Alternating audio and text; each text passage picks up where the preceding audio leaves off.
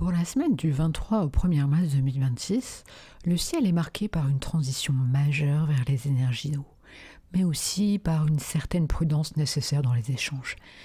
Voici les principaux mouvements planétaires. Bienvenue sur Arcane Cosmique. On commence avec Mercure qui entame sa rétrogradation à partir du 26 février. C'est l'événement majeur de la semaine. Parce qu'en fait, il devient rétrograde dans le signe des Poissons. Alors au niveau de son impact, attendez-vous à des quiproquos, des retards administratifs ou des malentendus émotionnels. Effectivement, Mercure, la planète de la communication, vous doutez que ça va devenir un petit peu moins logique et ça va devenir, grâce aux poissons, plus intuitif. Alors, je vous conseille de vérifier 2 fois, notamment vos emails, et surtout de ne pas signer de contrat majeur durant cette phase qui durera jusqu'au 20 mars. On passe au premier quartier de lune le 24 février. Effectivement, elle rentre dans son premier quartier dans le signe des Gémeaux. Alors, comment ça va nous impacter ? Ça va nous apporter un besoin d'action et de décision après des intentions posées lors de la nouvelle lune précédente, tout simplement. Alors, ça va être une journée dynamique pour trier l'information, même si le carré avec les planètes en Poisson peut créer une tension entre la raison et le ressenti. Mars en Verseau va secouer Uranus le 27 février. Il s'agit ici d'un aspect de tension, ce qu'on appelle une position en carré, qui se forme tout simplement entre Mars, qui rentre en Verseau et qui est en Verseau tout simplement, et Uranus qui, cette planète pour sa part, est en Taureau. Alors ce transit, clairement, il va être électrique et surtout imprévisible. Il peut notamment générer une forte envie de liberté ou alors des changements brusques dans les projets collectifs. Alors bien entendu, attention à l'impulsivité ou aux réactions un peu trop radicales ce jour-là. On finit par le roi soleil qui est conjoint au nœud nord le 27 février également. Alors, le nœud nord, lui, est en Poisson. Du coup, comment ça va impacter nos vies ? Ça va être tout simplement un moment fort pour s'aligner avec sa mission de vie ou suivre bien entendu son intuition. Alors pour beaucoup d'entre nous, cela va marquer un sentiment de destin ou une prise de conscience importante sur la direction à prendre. Concrètement, pour l'ensemble d'entre nous, quel que soit notre signe, ça va être une semaine qui va demander de la patience, notamment parce que Mercure est rétrograde, mais aussi qui va offrir de grandes percées intuitives. Alors clairement, on quitte la logique pure pour naviguer au ressenti. Amis signes d'eau, on clôture avec vous. Donc si vous êtes Cancer, Scorpion, Poisson, c'est à vous. Et votre thématique pour la semaine, c'est l'intuition qui va être souveraine. Là, clairement, vous allez être dans votre élément. Parce que le Soleil et Mercure sont notamment chez les Poissons. Et votre sensibilité, elle va tout simplement être décuplée. Alors il y a aussi, je vous rappelle, le passage du Soleil sur le nœud nord qui va placer en fait des projecteurs en fait sur votre destin. Alors un conseil pour vous, 3, faites confiance à vos rêves et à vos pressentiments. Vous avez l'habitude, vous êtes un signe empreint de sentiments, d'émotions. Les rêves, il faut y prêter attention. Même si vous avez des sentiments un peu bizarres, ne balayez pas tout ça, à la limite.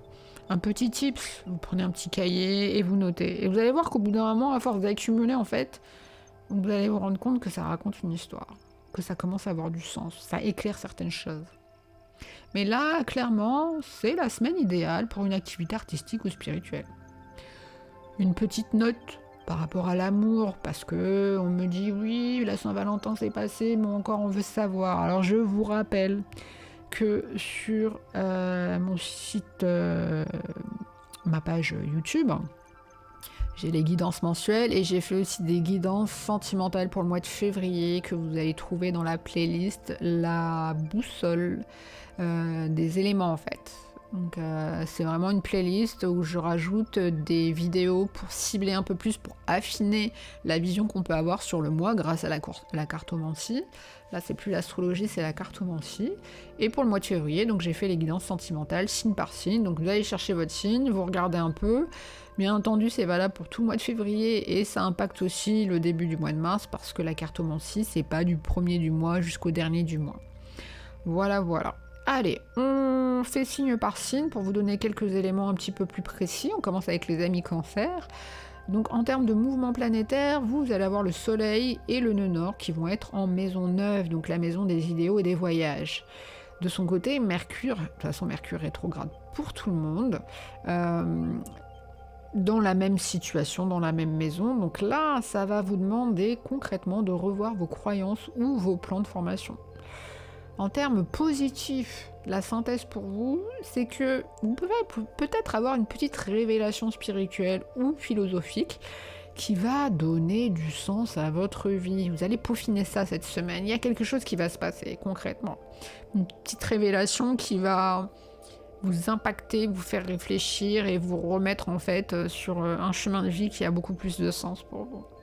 Côté négatif, vous pouvez avoir des retards importants, notamment si vous devez voyager ou passer des examens. Donc no stress, des choses qui peuvent arriver. Et le domaine cible, celui qui va être impacté ou sur lequel vous devez travailler, c'est votre vision du monde ou vos aspirations lointaines. On passe à vous, amis Scorpion. En termes de mouvement, Mars, qui est votre comètre, il est en maison 4, donc la maison du foyer. Et pour vous, vous avez aussi le carré à Uranus qui se situe dans votre maison 7, donc la maison des partenaires. Et ça va créer une tension entre vos besoins de protection et l'imprévisibilité des personnes qui vous entourent. Soyez attentifs à ça. Côté positif pour cette semaine, je pense que vous allez avoir une opportunité de moderniser votre foyer ou vos relations intimes. Alors, moderniser de quelle manière ? Vous me le direz, n'hésitez pas à me le mettre en commentaire. Au niveau des points négatifs, du point principal, c'est vraiment une synthèse, je ne vais pas détailler pour une semaine. Je pense que vous allez avoir un sentiment d'être déstabilisé par certaines actions justement de la personne qui est en face de vous, de votre partenaire. Alors pour certaines personnes, bien entendu, on a tous des chemins différents, on n'est pas forcément tous en couple.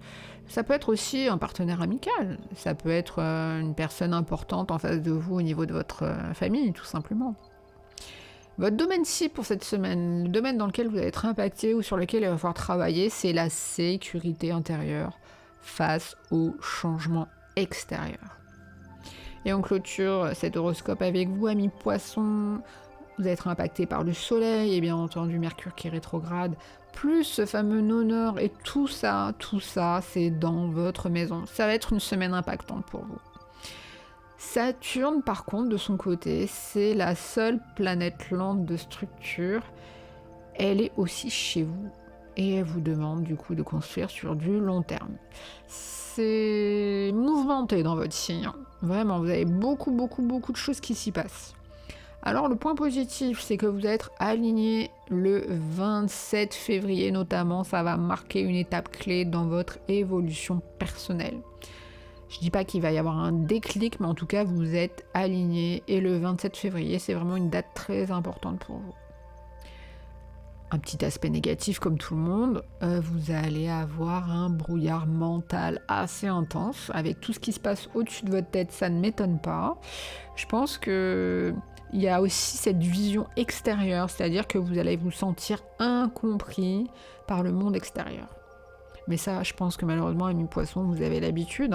Vous n'êtes pas poisson pour rien. Vous vous faufilez dans les situations, dans le chemin de votre vie, parce que des fois, il y a des situations qui ne vous correspondent pas et que vous essayez, en fait, c'est une forme de fuite. Vous êtes en décalage souvent, depuis que vous êtes petit, sûrement. Mais c'est pas grave, vous êtes comme vous êtes, c'est à vous de vous adapter. Le domaine cible pour vous, c'est votre renaissance personnelle et votre discipline intérieure.